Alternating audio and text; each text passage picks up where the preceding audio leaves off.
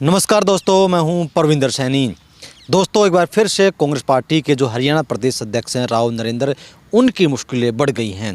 क्योंकि इससे पहले जब कांग्रेस पार्टी के प्रदेश अध्यक्ष का ऐलान नहीं हुआ था तो तमाम तरह के कयास अटकलें लगाई जा रही थी कि कांग्रेस पार्टी का प्रदेश अध्यक्ष इस बार युवा होगा। क्योंकि राहुल गांधी ने इसके लिए एक बाकायदा उन्होंने ट्वीट भी किया था। तमाम तरह की अटकलें लगाई गई, लेकिन जिसके बाद जब राव नरेंद्र का नाम आया तो हर किसी को यकीन नहीं हो रहा था। क्योंकि राव नरेंद्र एक प्रकार से सक्रिय राजनीति में कहीं दिखाई नहीं दे रहे थे, केवल वो नारनौल तक सीमित थे।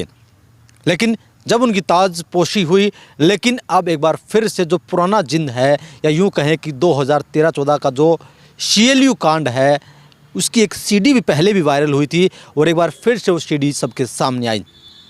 उस मामले में एंटी करप्शन ब्यूरो ने अब चार्जशीट नारनौल की अदालत में दाखिल कर दी है, जिसमें वो CLU के बदले 30 से 50 करोड़ रुपए मांगते हुए नजर आ रहे हैं। और इसी विषय पर चर्चा करने के लिए हमारे साथ राजनीतिक मामलों के जानकार वीरेंद्र राठी हमारे साथ मौजूद है। राठी साहब, आपका स्वागत है। बहुत बहुत धन्यवाद। सभी दर्शकों को मेरी तरफ से नमस्कार। राठी साहब, 2013-14 का ये मामला है। पलवल की ज़मीन थी जिसका CLU जो है वो करना था और 30 से 50 करोड़ रुपए मांगे गए थे, और अब इस मामले में जाकर चार्जशीट दाखिल की गई है। तो क्या हम ये मान सकते हैं कि कांग्रेस प्रदेश अध्यक्ष के लिए आने वाले दिनों में मुश्किलें खड़ी हो सकती हैं? उनके लिए तो मुश्किलें पहले से ही खड़ी हैं। जो आदमी लगातार 3-4 चुनाव में विधायक का हार गया हो और उसके बाद उनको प्रदेश अध्यक्ष बनाया गया हो, हम पहले भी चर्चा कर चुके हैं कि इतना बड़ा ग्राउंड स्टेट लेवल पर के नेता वो नहीं है। जो आदमी अपनी सीट ही नहीं बचा पा रहा तो प्रदेश के अंदर पार्टी को कहाँ से सत्ता के गलियारों में पहुँचाएगा। लेकिन जहाँ तक अब चार्जशीट दाखिल हुई है कि 12-13 साल के बाद ये मामला जाकर के अदालत में दर्ज हुआ है, अब तक पुलिस प्रशासन कहाँ था, सरकार कहाँ थी।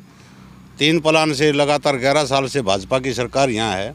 वो CD कांड तो बहुत पहले का है, तो उस कांड को कि आज बड़ी याद आ गई। आज किस लिए याद आ गई कि आज राव नरेंद्र फिर से सुर्खियों में आ गए, क्योंकि किसी बड़े दल ने, राष्ट्रीय दल ने उनको अपना प्रदेश अध्यक्ष नियुक्त कर दिया।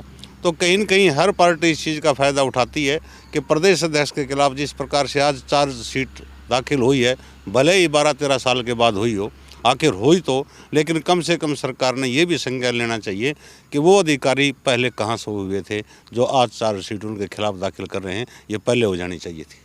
राठी साहब, जिस तरीके से कांग्रेस पार्टी जोर शोर से बीजेपी के खिलाफ लगातार भ्रष्टाचार के मुद्दे उठा रही है कि बीजेपी जो है करप्शन में लिप्त है, भ्रष्टाचार बीजेपी राज्य में चल रहा है, तो क्या ऐसे में उनकी जो लड़ाई है वो कमज़ोर पड़ जाएगी? क्योंकि उनके जो खुद प्रदेश अध्यक्ष हैं वो खुद अब करप्शन के दायरे में हैं। देखो, ये तो पॉलिटिकल पार्टी को ये छूते नहीं होते इन बातों से। इतना बड़ा देश है, इतने संगठन हैं, इतने पदाधिकारी हर पार्टी के अंदर हैं, चाहे वो कांग्रेस है, बीजेपी है, कम्युनिस्ट हैं, चाहे TMC है, चाहे JDU है, किसी भी दल को आप लगा करके चलो कि हर दल के नेता के ऊपर आरोप हैं। दल ठीक है, अपने आप में पाक साफ अपने को मानते हैं, लेकिन उसके अंदर बहुत सारे नेता होते हैं, सभी खराब नहीं होते, सभी अच्छे नहीं होते। आप बीजेपी के बहुत पुराने राष्ट्रीय अध्यक्ष हुआ करते बंगारू लक्ष्मण जी, उनके ऊपर भी आरोप लगे थे रिश्वत लेने के, और उनको पद से हटा दिया गया था भारतीय जनता पार्टी द्वारा। और दलों के नेताओं के ऊपर आरोप लगे हैं। आज इस प्रकार से एक पार्टी कह रही है कि 29 के अंदर हम सत्ता में आएंगे, उस पार्टी के तो 2 बड़े नेता 10 साल की सज़ा काट चुके हैं। आखिर कोई न कोई भ्रष्टाचार का ही तो मामला था, इसलिए तो उनको अदालत ने सज़ा सुनाई थी। तो ऐसा कोई दल अछूता नहीं है। हाँ, ये कांग्रेस की लड़ाई थोड़ा सा बैकफुट पे कांग्रेस जरूर आएगी कि दूसरी पार्टियों के जो प्रदेश अध्यक्ष हैं वो दावा करते हैं कि हमारे प्रदेश अध्यक्ष पाक साफ हैं, लेकिन वर्तमान समय में तो जो भाजपा के प्रदेश अध्यक्ष हैं उनके खिलाफ भी एक मुकदमा चल रहा है, उसकी भी शायद दोबारा जांच बात चल रही है। अभी तक वो अपने पद पर बने हुए हैं। तो कांग्रेस के पास ये बहाना भी होगा कि आपके प्रदेश अध्यक्ष के ऊपर भी आरोप तो लगे, आरोप ही इनके ऊपर हैं। कहीं अदालत ने फैसला ना इनके ऊपर सुनाया ना उनके ऊपर सुना। राठी साहब, जिस तरीके से देखते हैं 2013-14 का ये पूरा मामला है, क्योंकि इसकी एक CD जारी हुई। CD जारी में खुद जो उस समय जो मंत्री थे तो खुद ये उस समय कह रहे हैं कि भाई इतने पैसे में मैं ये काम करा दूंगा, इतने में आप डील डन कीजिए, पैसों का लेन देन किस तरीके से होगा, पूरी जो डिटेल है वो सबके सामने है। तो क्या ऐसे में कोई गुंजाइश बचती है कि कांग्रेस पार्टी ये कहे कि नहीं, राव नरेंद्र ने ये कांड नहीं किया? देखो, कांग्रेस पार्टी ने इसका खंडन तो किया नहीं है। राव नरेंद्र ने एक बयान जरूर दिया था कि वो मामला चला हुआ है अदालत के अंदर, अब वो विचाराधीन है। तो जो अदालत फैसला देगी वो मान्य होगा और सबको मानना पड़ेगा। लेकिन जहाँ तक मेरी व्यक्तिगत राय आप जानना चाहते हो तो ये है कि किसी भी पॉलिटिशियन ने कोई भ्रष्टाचार किया है, उसके ऊपर आरोप है, सीडी भी जारी है, चार्जशीट भी कर दी गई है, तो उसकी निष्पक्ष जांच हो करके उसको सज़ा मिलनी चाहिए। अगर वो दोषी है तो सज़ा दो, निर्दोष है तो उसको छोड़ दो। रेड्डी साहब, क्या हम ये मान सकते हैं कि राव नरेंद्र को कांग्रेस पार्टी ने प्रदेश अध्यक्ष बनाकर गलती कर दी? क्योंकि पहले से ना तो उनका प्रदेश के अंदर कोई जनाधार है, और जब सीडी जारी हुई थी उस वक्त भी काफ़ी सुर्खियों में आए थे, और पहले सबको पता था कि पार्टी को पता था कि अगर राव नरेंद्र बनते हैं तो कोई ना कोई मामला जो है निकल कर सामने आ सकता है। तो कांग्रेस की क्या ये बड़ी गलती है, बड़ी भूल है? अंदर खाने जो कांग्रेस के एमएलए आज है ना, 37 एमएलए हैं, उनमें से मेजॉरिटी में विधायक जो हैं इस चीज़ से नाराज़ हैं कि भाई राव नरेंद्र को प्रदेश अध्यक्ष नहीं बनाना चाहिए था। लेकिन हाईकमान का फैसला है, और कांग्रेस के ऊपर थोड़ा सा आरोप ये है कि ज़्यादा धड़ों में बटी हुई है कि गुटबाजी ज़्यादा है। भले ही कोई बोल नहीं रहा, जलाध्यक्षों की नियुक्ति के अंदर भी यही समस्या है और प्रदेश अध्यक्ष की नियुक्ति के अंदर भी यही समस्या है। सीएलपी लीडर के ऊपर कोई मतभेद किसी के अंदर नहीं है। हुड्डा साहब डिजर्व करते थे, ये बना दिए। इनके पास विधायक भी ज़्यादा थे संख्या में, और पीछे सीएम भी रह चुके हैं, विपक्ष के नेता भी रह चुके हैं, अतीत में पार्टी के प्रदेश अध्यक्ष भी रह चुके हैं।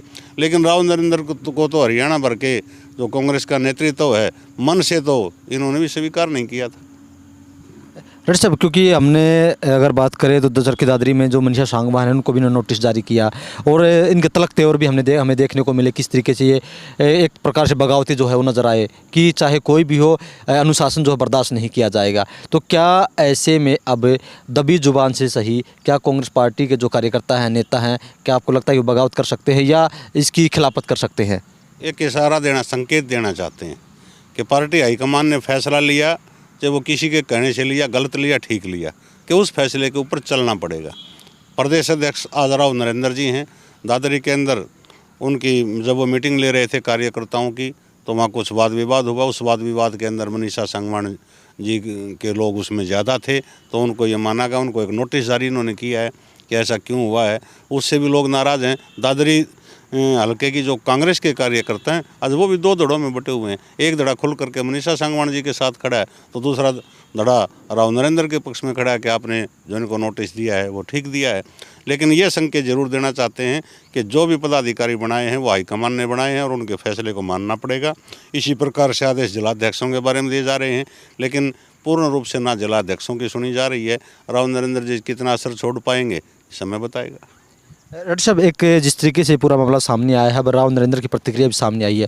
उन्होंने कहा कि इस मामले में पूरी तरीके से राजनीतिकरण जो है इस पूरे मामले का किया जा रहा है। तो क्या आपको लगता है कि इस पूरे मामले का राजनीतिकरण किया जा रहा है या कार्रवाई सही दिशा में आगे बढ़ रही है? देखो, राजनीति में राजनीतिकरण तो होता है, राजनीतिक बातें होती हैं, राजनीतिक चालें होती हैं, राजनीतिक बातें होती हैं।